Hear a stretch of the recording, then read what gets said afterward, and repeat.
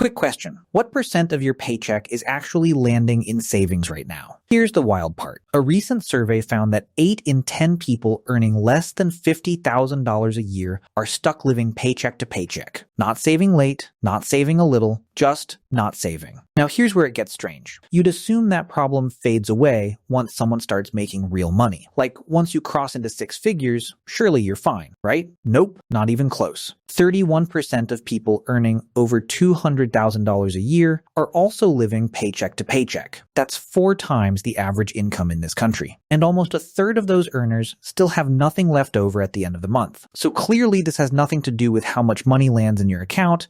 It has everything to do with what you do with it. Today we're breaking down exactly how much of your paycheck you should be saving, walking through a real budget with real numbers so you can copy the exact process, and giving you a handful of moves that actually free up cash fast. Let's start with where most people actually stand, because the numbers are rougher than you'd think. Government data on personal savings shows that the average person in this country saves somewhere between 3 and 6% of their income. Most people never break 10%, even in a good year. That's the baseline everyone is working from, and honestly, it's not a great baseline. But here's something interesting. During periods when spending options shrink, like when everything shuts down and there's nowhere to go and nothing to buy, that number jumps massively. In some of those stretches, personal savings rates have spiked past 25%, sometimes even higher.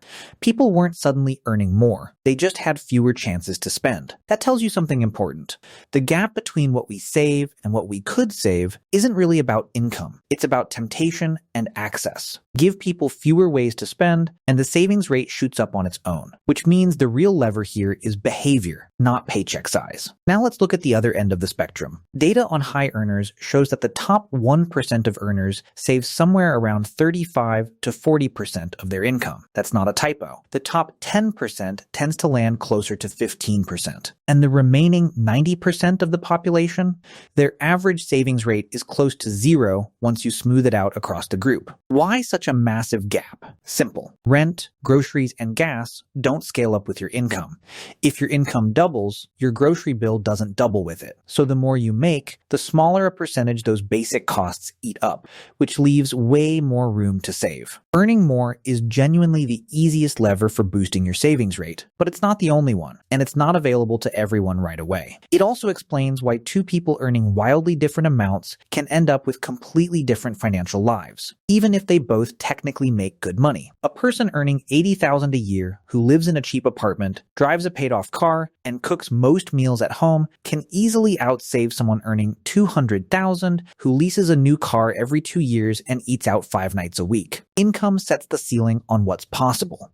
Habits decide what actually happens underneath that ceiling. This is also why the paycheck to paycheck numbers from the intro make more sense once you sit with them for a second.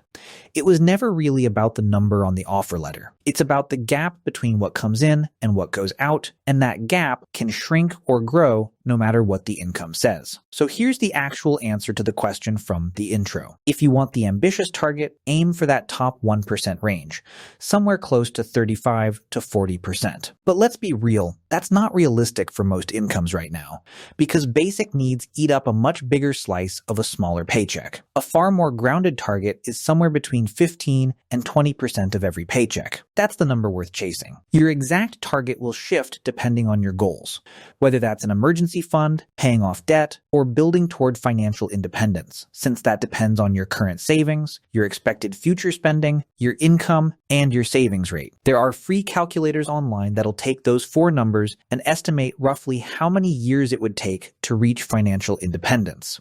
Worth playing around with once you know your own numbers. Now let's get into exactly how to find your own savings rate, and then walk through a full example so you can copy the process. Step 1 is simple on paper. Line up everything coming in against everything going out. That single comparison tells you exactly where your money disappears to every month. Let's walk through a real example, so this isn't abstract. Picture someone earning $60,000 a year. That works out to $5,000 a month before taxes. Now here's something a lot of people get wrong. They think in terms of that gross number, the number before taxes, when the number that actually matters is what lands in the bank account. Depending on where this person lives, taxes chip away a noticeable chunk. Using a standard paycheck calculator for a mid-sized US city, this person nets around $1,940 every 2 weeks. Paid twice a month, that comes out to roughly $3,800 in actual take-home pay. A surprising number of people never check this.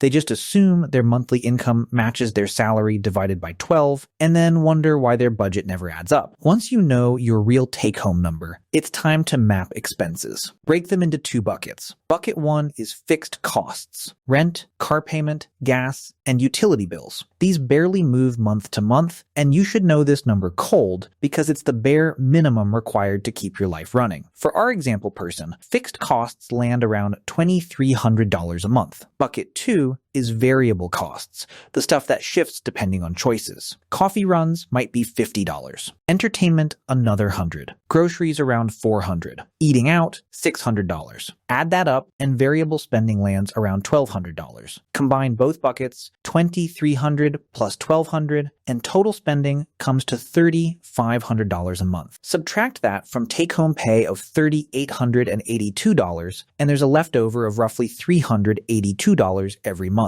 That surplus is the real savings rate, and running the same math on your own numbers will show you exactly where you stand. Notice what just happened there. On paper, this person makes $5,000 a month, which sounds like plenty of breathing room. But once taxes, fixed bills, and everyday spending are all accounted for, the actual leftover is under $400. That's roughly a 10% savings rate, right around the national average mentioned earlier. It's a useful reminder that gross income and real financial breathing room are 2 very different things, and confusing the 2 is one of the most common budgeting mistakes out there. It's also worth pointing out how fragile that $382 cushion actually is. One unexpected car repair, one higher than usual utility bill, one spontaneous weekend trip, and that entire month's savings can vanish instantly. This is exactly why nailing down fixed costs matters so much. Those numbers are non-negotiable, so any slack has to come from the variable side, and knowing exactly how much slack exists there is the difference between a plan that works and a budget that quietly falls apart by the 3rd week of the month. Once the current rate is clear, the next move is picking an actual goal. Maybe it's an emergency cushion for unexpected costs. Maybe it's wiping out a chunk of debt. Maybe it's simply hitting $10,000 sitting in an account just for peace of mind. Whatever the number, pin down the exact figure. Let's say the target is $10,000, and there's already $1,000 saved. That leaves $9,000 to go. At the current pace of $382 a month, reaching $9,000 would take about 23.5 months, almost 2 full years. For a lot of people, that timeline feels painfully slow. Want to cut that in half? The math is straightforward. Saving $750 a month for 12 months gets to $9,000. So the real question becomes, how do you close the gap between $382 and $750? That's where the next section comes in. Before jumping into that, it helps to actually sit with the timeline for a second. 2 years might not sound catastrophic on paper, but life doesn't pause while a goal is being chased. Rent goes up, a car needs new tires, a friend's wedding pops up on the calendar. The longer a savings goal takes, the more chances there are for something to knock the plan off course entirely. That's part of why shrinking the timeline matters so much. And it's not just about getting there faster for the sake of speed. A shorter timeline means fewer opportunities for life to derail the plan before it's finished. This is also a good moment to mention that the goal itself doesn't have to stay fixed forever. Once $9,000 is reached, that number can shift into a new target, whether that's a bigger emergency fund, a down payment, or the start of an investment account. The process outlined here isn't a one-time exercise. It's a system that gets reused every single time a new financial goal shows up. There are really only 2 paths here.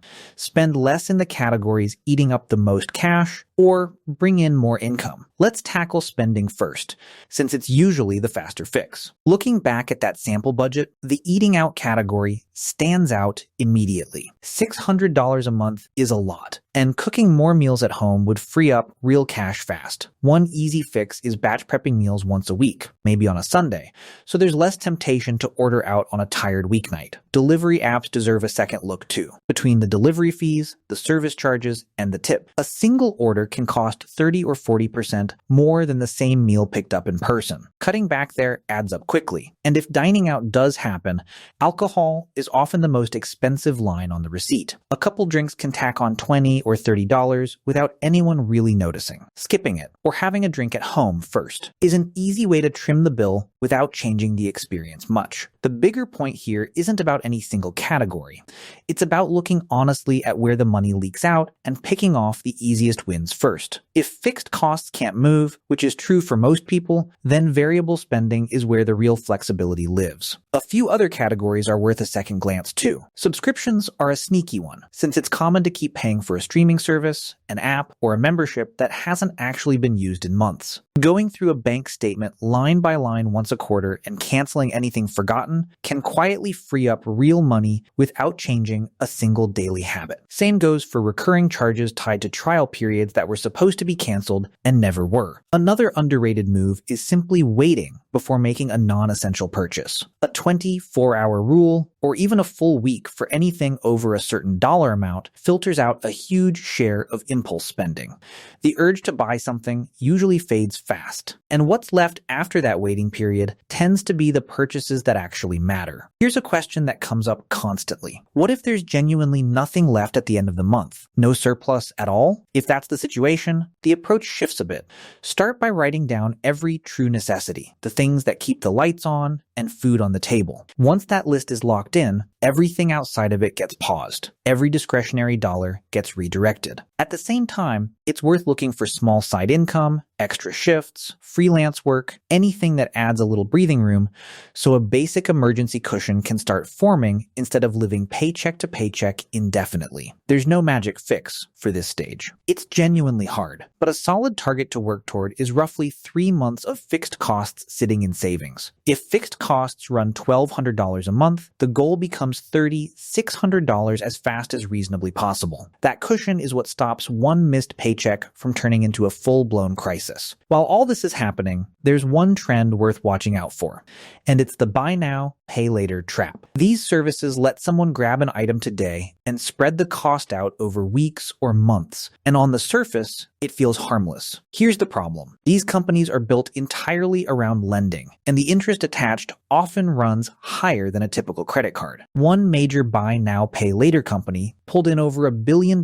in revenue in a single recent year, and a huge chunk of that, close to 40%, came directly from interest charges on loans. That's not a side business. That's the core business model, and it works because people underestimate how expensive these plans actually are. If there's existing debt sitting on a credit card or a buy now, pay later plan, the smartest move is tackling whichever one carries the highest interest rate first. Here's why that matters so much. Paying off a debt charging 20% interest is functionally the same as earning a guaranteed 20% return on that money. Almost nothing in the investing world offers a guaranteed return anywhere close to that. The stock market averages somewhere around 8 to 10% a year, and that's without any guarantee. So wiping out high interest debt first isn't just responsible, it's one of the best financial moves available. This approach has a name in personal finance circles, sometimes called the avalanche method. List every debt from highest interest rate to lowest. Keep making minimum payments on everything except the one at the top of the list, and throw every extra dollar at that top debt until it's gone. Once it's cleared, roll that entire payment into the next highest rate debt. It feels slow at first, but the interest savings stack up fast, especially compared to spreading extra payments evenly across everything, which feels productive but actually costs more in the long run. There's a psychological version of this too, sometimes called the snowball method,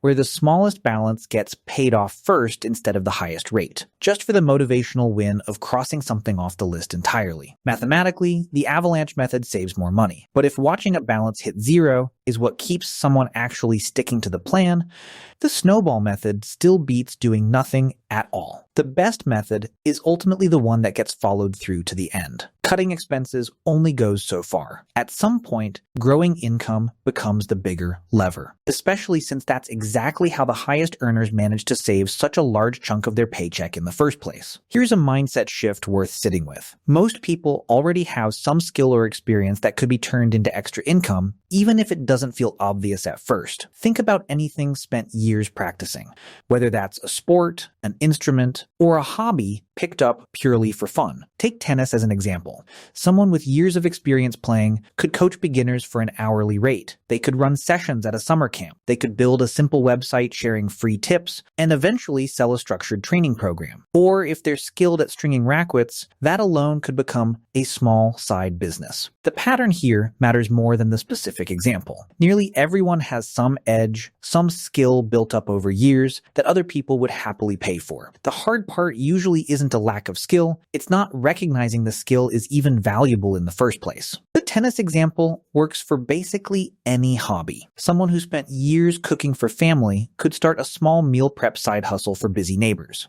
Someone who spent hours editing videos for fun could take on freelance editing gigs for local businesses. Someone who's great at organizing spaces could offer closet or pantry organizing sessions on weekends. None of these require quitting a job or making some giant leap. They just require treating an existing skill as something with actual market value, then putting it in front of people willing to pay for it. It's also worth remembering that increasing income doesn't have to mean a second full-time job.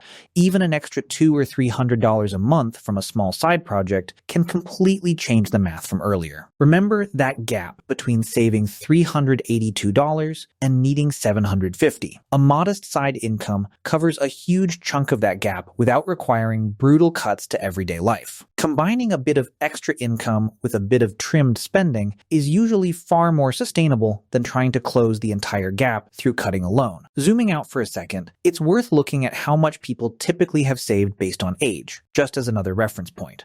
Data on bank balances shows that people under 35 tend to have a median balance around $3,000. Remember, median means the exact midpoint, so half the group has more than that and half has less. Move into the 35 to 44 range, and that median balance climbs to somewhere around $4,700, and it keeps rising from there with each age bracket. A lot of that balance connects directly to net worth, which is the bigger picture number covering bank accounts, retirement accounts, and assets like a car or a home.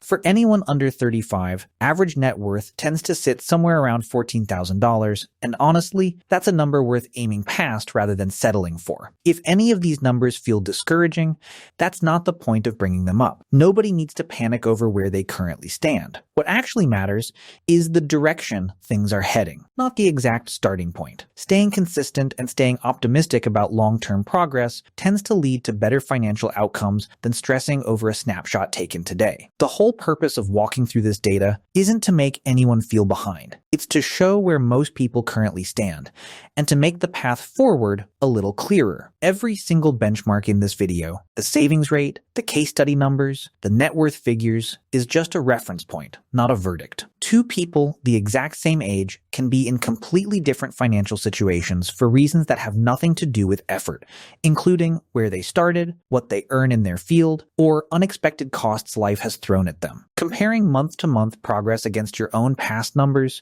is almost always more useful than comparing against a stranger's median balance pulled from a national survey. If the numbers right now aren't where anyone would like them to be, there's still plenty of time to start building better habits, save more intentionally, and get finances into better shape one step at a time. That's the full breakdown on how much to save and exactly how to get there. If this helped clear things up, drop a like. It genuinely helps this channel grow. See you in the next one.